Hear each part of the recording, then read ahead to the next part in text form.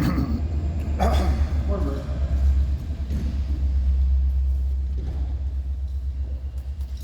So,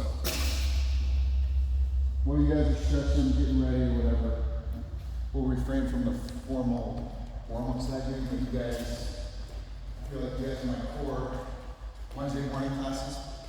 We can keep warming up, stretching out.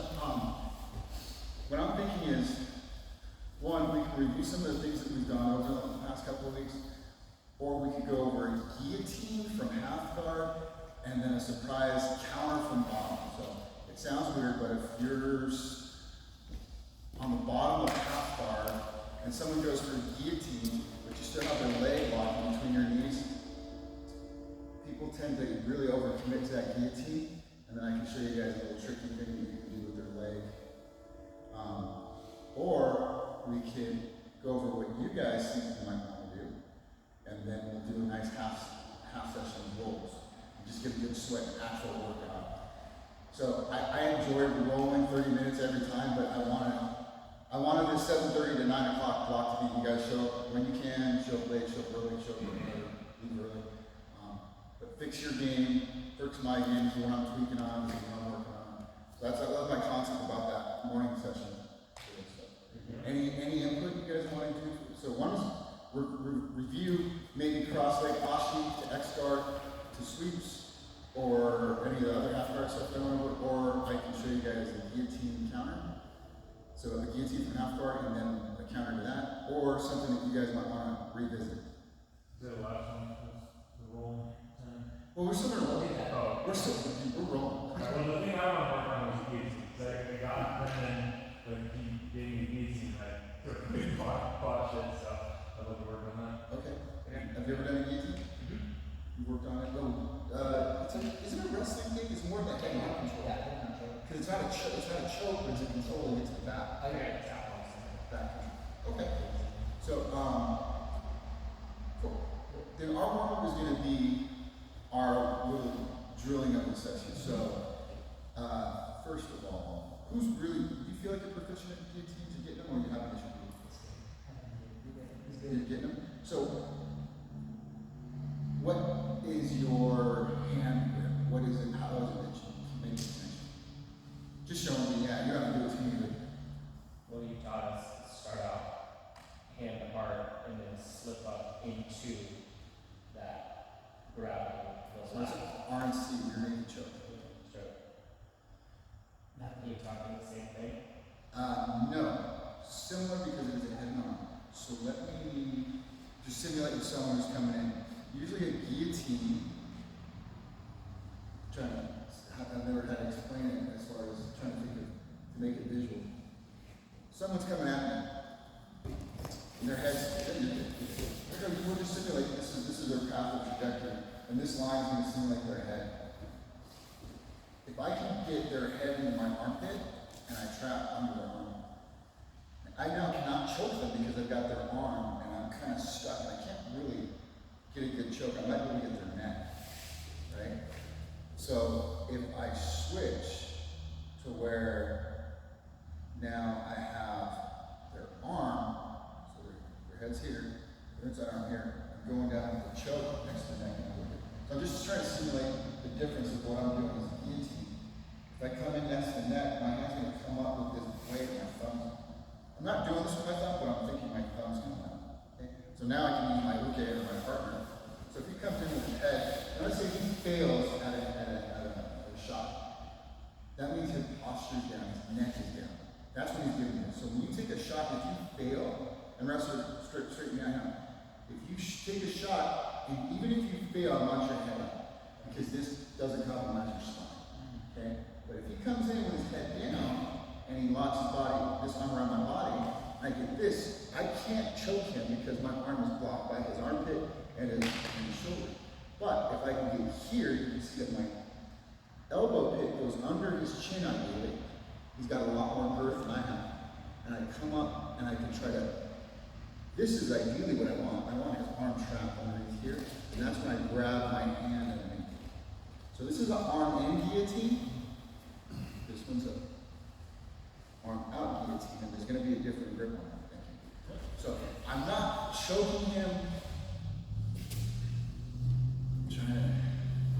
It's funny, it's like a Rolodex in my head. I'm not trying to choke him with the cutting blade to crush his trachea. That would be almost like a real actual breathing coming straight down. What I'm trying to do is get my elbow under his trachea so that I'm pinning this carotid. So if I don't get my elbow down under his chin, I'm coming up. It's a choke. I hate when people say, oh, it's a crank. Tap's a tap. Is it the same as the ring choke where you want to get props to your leg to be? I do. You guys have longer arms than I do. You can do it. And so that's my biggest struggle is getting my little bicep, my big stiff bicep. So yes, all chokes are either going to be applying the blood pressure, or something a Brazilian guy taught me. He was already a black belt, a retired homicide guy from Brazil. He came to 10th Planet to learn the 10th Planet system. And Roberto, awesome, because he just was on permanent retirement vacation. But what he kept saying is, in his broken English, he was, you must attack the cervix. I'm like, what? Like, we're all like, I don't think that means what I think. How am I choking? So what he meant was a C5. And it is cervical. But he said in Brazil, we always talk about attack the C5. And what it is like, it's the neck bone bending down. So when you bend down, what you're actually doing is creating a 90-degree angle in the neck, causing a blockage on either side of the. So if you think of that, again, let me use Andy AG. If his head is postured up, and he's good and strong, right? And I kind of get this guillotine, and he's still postured up. Let's do it 180 rotation so they can see the head. This is what I'm going to fail on, because I can feel his head's postured up. So even though his chin's up and his counterintuitive thinking, I can choke him, I can't bring my elbow down because his head pops. When he pops his head up, my armpit goes up. You see how my elbow locks up? So what I really got to do is think of taking the front of my shoulder to the nape, below the nape, is like right here where you have this bump. If you ever do a lot of squats, you get a callus here like this with this bump. That's what I'm trying to throw the front of my shoulder side. So when I come in, so now if he postures up, I'm trying to drive it down. Come with my elbow. Okay, move it here. Or I can feed this arm. Rotate one time.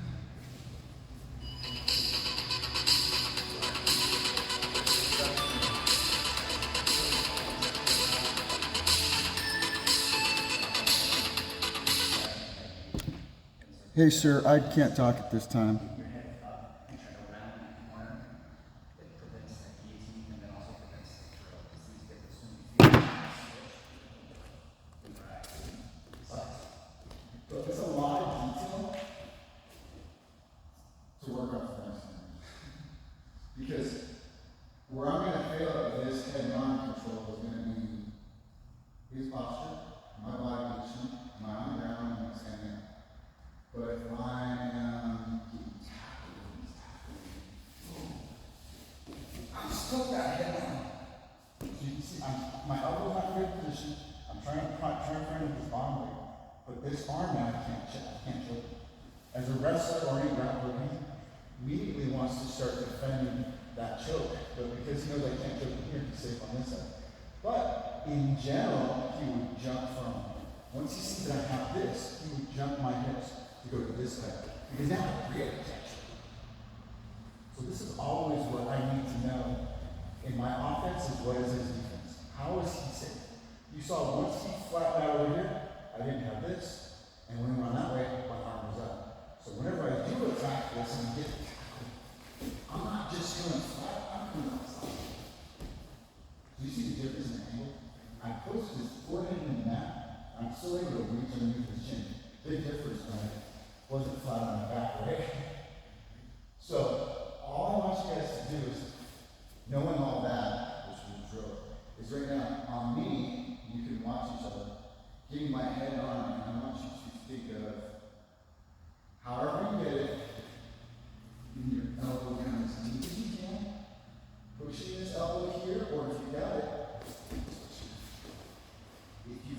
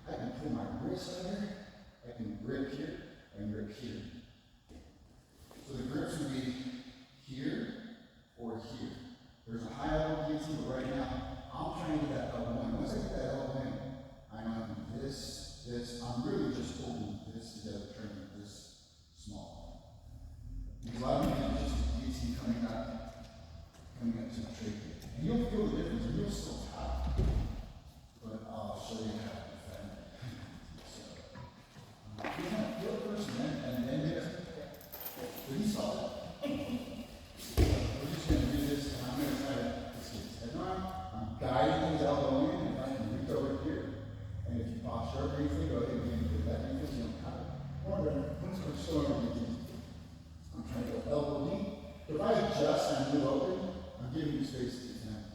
Right? So I can't really open up. I'm holding this elbow, holding this tricep. I'm kind of trying to front my shoulder up. So now my weight's here on this part that I'm talking about.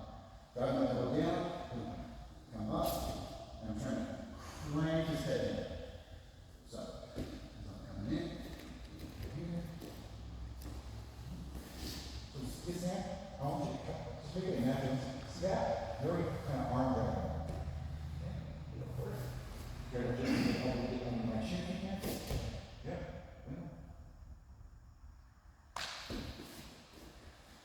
Real stuff.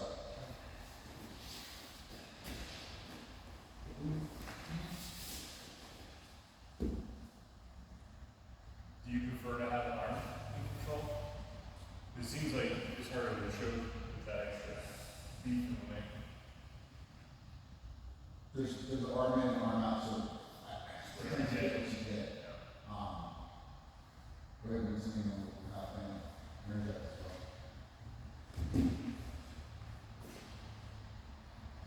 And then let go of your lap. Just take your hip. You're fine, you'll get what you get. Okay. Now, try it on the other side. We'll try it on the other side we don't have. We have the forearm, so now you're going to try to chip this one. This way with this arm, same arm. You can feel the difference in power. Without me. Yeah, see how weird it is? Oh yeah, that's really irritating. So if you get stuck there, there's different things we can do. So you're like, oh, I don't have it. Don't completely let go. You still have control. So you've got it. Like in the military, if I'm advancing, I'm only going to tactically retreat to feint so that someone else can flank. So I just want to occupy as much space as I can. The only time I would redirect my forward motion is to flank or to feint. Any other details? I was talking about just trying to get the elbow position, defense, and having the head up, the chin up. Head across was one of the big things that BMAC was talking about. They're also aggressive, and aggressive. So, absolutely love when I show him pulling that arm, because even if I don't have the immunity, if this guy's super tough, if he's tons of posture, that's fine. Because now I can handle that. And work on the inside of the next seatbelt and just work on that thing. But the thing that BMAC was talking about was when I come under, I need to drop my elbow and shoulder, and I need to lay across the far side lat. And that kind of sets your arm up for success by laying across there. Okay. And that's the break And posture. It is the break posture. That's the biggest thing. It's usually also around too. Stand up for me. So if I can, when he lays, if he just grabs that arm, he's doing all of these things. My defense for this is I gotta create space and I gotta come over and I gotta be here. That's how I'm working with my chin in my chest. So I'm coming over here and getting out. But if he drops his elbow, covers, and then lays his head across, now Yeah, you're stuck underneath. I've got nothing. So the shoulder coming forward,